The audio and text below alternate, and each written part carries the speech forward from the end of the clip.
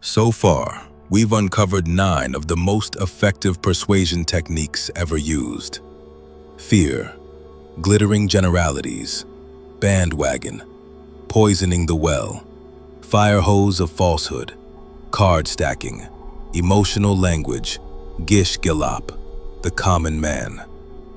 Each one looks different, but they're all leading to the same destination. A destination we'll reveal near the end.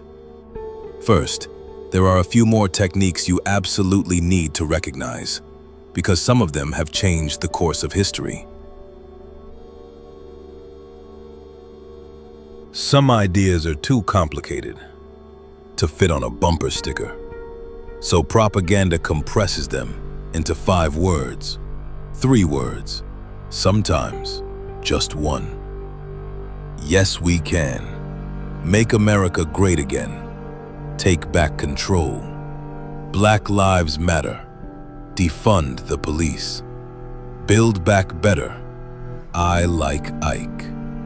Regardless of your politics, notice what these have in common. They're short, easy to remember, easy to repeat, easy to chant. The easier an idea is to repeat, the easier it spreads. And once millions repeat it, it starts feeling familiar, then normal, then true. Think about the last commercial jingle you couldn't get out of your head, or a political slogan you've heard hundreds of times, or a phrase that suddenly seemed to appear everywhere.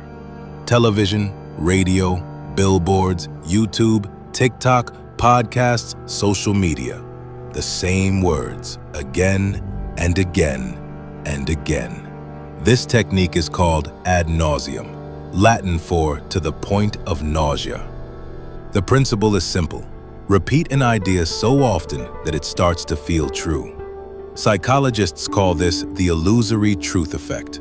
Our brains confuse familiarity with accuracy.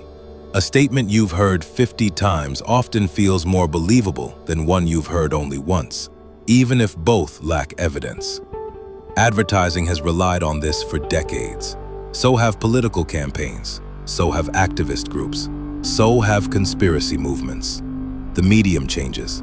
The psychology doesn't. Repetition doesn't prove truth. It manufactures familiarity. And familiarity often feels like truth. But repetition alone isn't enough. Sometimes it creates heroes. Heroes who seem almost superhuman. In healthy democracies, people are supposed to debate ideas, policies, evidence, results. But sometimes the focus shifts. Instead of asking, "Is this policy good?" people begin asking, "What does the leader think?" That's the beginning of a personality cult, when loyalty to one individual becomes more important than loyalty to principles. History offers many examples, from authoritarian regimes to revolutionary movements and even some democratic political cultures. The personalities differ. The psychology is remarkably similar.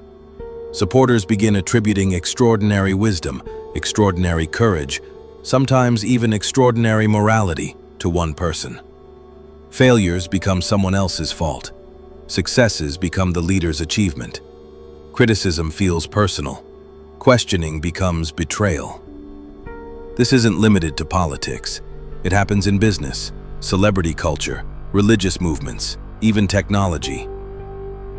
Visionary founders sometimes become symbols larger than the companies they built. The moment a person becomes impossible to question, critical thinking begins to disappear. Here's something surprising. The most effective propaganda often doesn't ask you to believe a lie. It asks you to stop asking questions. Have you ever heard someone say, "You're either with us or against us"?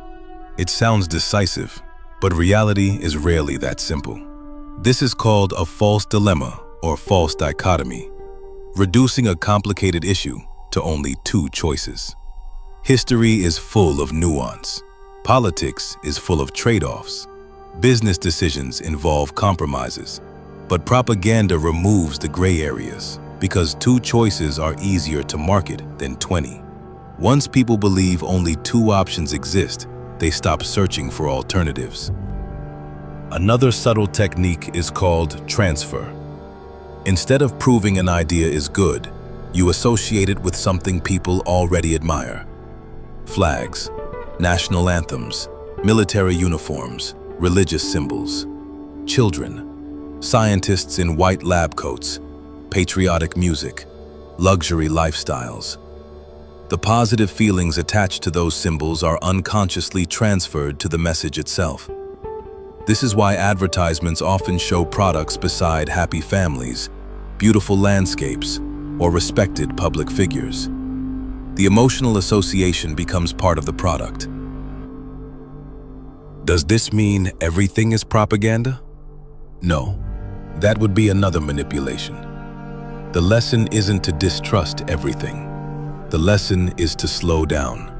Ask better questions. Who benefits from this message?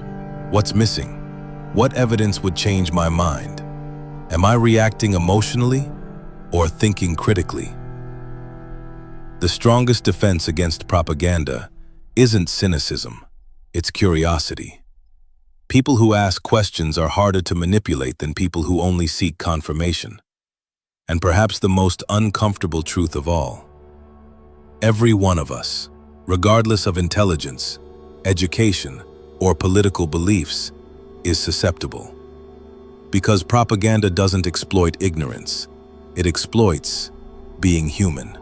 The moment you believe, "It could never work on me," is often the moment it already has.